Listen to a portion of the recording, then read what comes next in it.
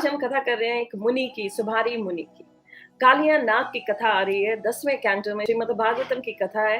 कहा गया है कि कालिया नाग जो है वो रमनक आइलैंड में रहते थे। रमनक द्वीप में बहुत सारे नागों का अबोर्ड है, नाग वहीं रहते थे सब। और वो सब नागों का तय था कि गरुड़ जी के लिए वो ऑब्लेशन, गरुड़ जी के लिए वहां ऑफरिंग्स आती थी, जो एक बैनियन बरगद के पेड़ के नीचे वो छोड़ते थे। पर उन सब ऑफरिंग्स को कौन खा जाता था? कालिया नाग। सो कालिया नाग उन सबको खा जाता था और बड़े ही अहंकार से भरा था। सो गरुड़ जी जो हैं वो कौन है? वाहन है विष्णु के, कृष्ण के वाहन है, परम वैष्णव है। तो हम चर्चा कर रहे थे कि नाम अपराध हो जाता है जब वैष्णव अपराध बन जाता है। जब हम वैष्णवों के प्रति अपराध करते हैं, उनसे क्रोधित होते हैं, उनका बुरा करते हैं, तो वो हमें लेना पड़ता है। तो सुभारी मुनि एक जो है वो तपस्या कर रहे थे यमुना जी में, वृंदावन की यमुना में।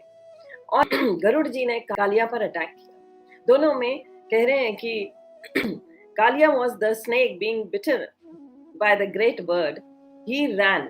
और उन्होंने, गरुड़ जी हैं, उन्होंने अपने विंग के साथ, अपने चौड़े पंख के साथ उसको उस पे वार किया।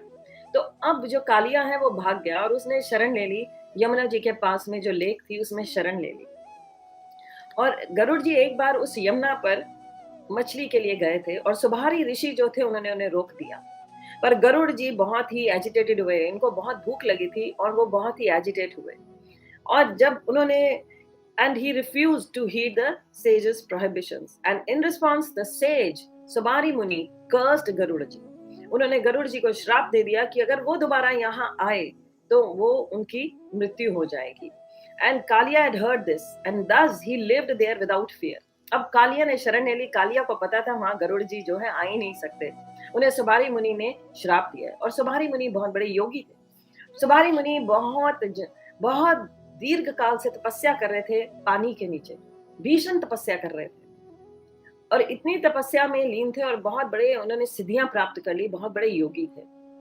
अब कालिया जानता था कि वहां नहीं आ सकते। और फिर क्या हुआ? कालिया को किसने भगाया? हम जानते हैं वो सारी कथा। कालिया को वहां से भगाया तो कृष्ण ने भगाया। वैष्णव अपराध क्या करता है? सुभारी मुनि की कथा हम करेंगे। सुभारी मुनि ने अपराध किया।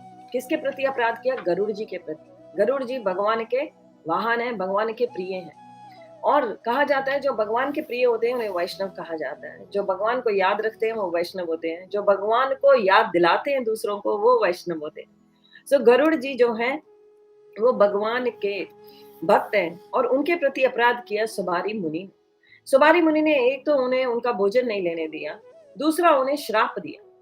तो कहा जा रहा है कि सुबारी मुनि ने जब ये वैष्णव अपराध किया तो सुबारी मुनि के साथ क्या हुआ? फिर प्रभुपाद कहते हैं कि सुबारी मुनि जो है उन्होंने क्या अपराध कर दिया? उन्होंने ये वैष्णव अपराध कर दिया। किसके प्रति किया? गरुड़ जी के प्रति। तो गरुड़ जी के प्रति जब अपराध किया तो उन्हें क्या भरपाई देनी पड़ी? सुबारी मुनि तपस्या में लीन थे। सुबारी मुनि बहुत बड़ी तपस्या कर रहे थे, अपनी स्पिरिचुअल आध्यात्मिक जीवन में बहुत लीन थे, बहुत एडवांसमेंट कर रहे थे। पर क्या हुआ?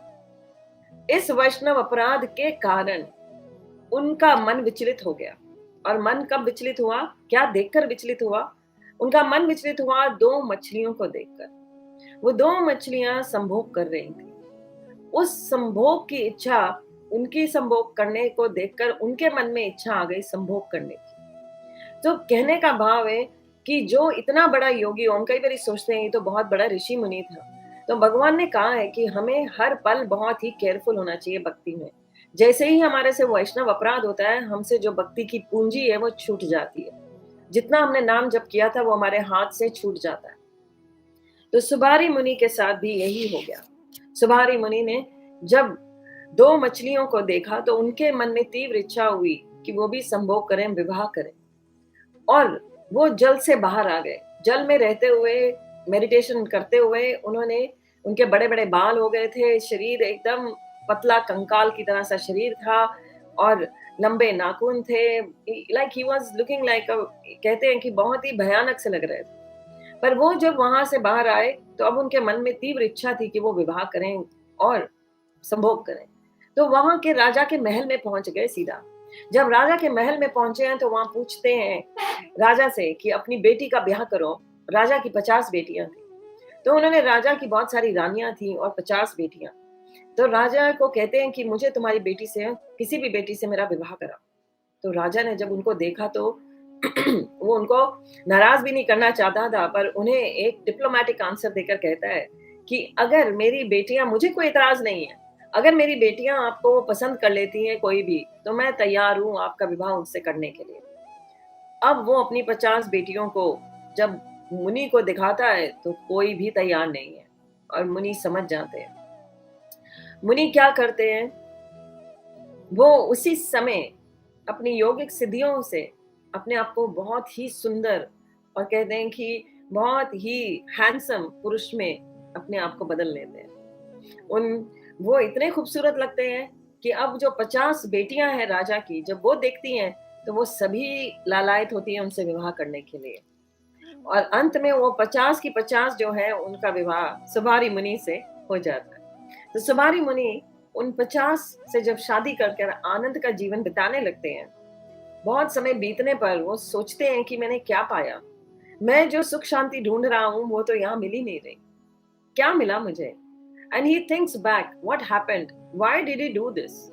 Why did he fail into this? तो सुबारी मुनि जो है उस समय अपनी गलती का पश्चाताप करते हैं और फिर कहा जाता है कि वो उस जीवन को त्याग देते हैं। पर उनका फॉल डाउन क्यों हुआ? किसी का ये प्रश्न था। किसी ने पूछा कि इतना बड़ा मुनि होकर भी वो, उनका पतन कैसे हो गया? इतने बड़े मुनि होकर भी एक मछली को देखकर वो ऐसे कैसे हो गए? हमारी इंद्रियां जो हैं वो बहुत ही, कहा जाता है कि वो हमें फंसा देती हैं। हमारी इंद्रियां, इंद्रिय तृप्ति करने की इच्छा, भोग करने की इच्छा नरक दिलाती है। लस्ट, एंगर, ग्रीड 3 नरक के द्वार हैं। जो 3 नरक के द्वार हैं ये काम वासना। तो सुबारी मुनि के साथ यही हुआ। काम वासना के कारण उनका मन विचलित हो गया और उसके कारण वो मजबूर हो गए अपनी तपस्या को भंग करने में। तपस्या त्याग दी। तो ये कथा एक मुनि की है जो तपस्या त्याग कर क्या कर रहे हैं, वो विवाह कर भोग करने की इच्छा, और उससे उनका पतन हुआ। पर भगवान के प्रति उनका जो उन्होंने किया था, जो नाम जप किया था, भगवान ने कृपा की और उनका उद्धार किया। बाद में उन्होंने फिर से तपस्या में लीन हुए और उनका उद्धार हुआ। पर कहा जाता है जो वैष्णव अपराध है इससे हमें बचकर रहना चाहिए। जो नाम जप करने वाले हैं, जो भगवान के प्रति जिन्होंने अपने जीवन को समर्पण किया है, उनकी अगर हम निंदा करते हैं तो हमारी भक्ति का सर्वनाश निश्चित है। हमारी भक्ति हमारे हाथ से छूट जाती है। तो सुबारी मुनि जो है एक ऐसा एग्जाम्पल है जो हमें ये दर्शाते हैं कि हमें भोग की इच्छा से हमें लालायित नहीं होना, हमें अपनी इंद्रियों को वश में रखना है। काम, क्रोध, लोभ, ईर्ष्या, द्वेष को हमें अपने हृदय से निकालना है।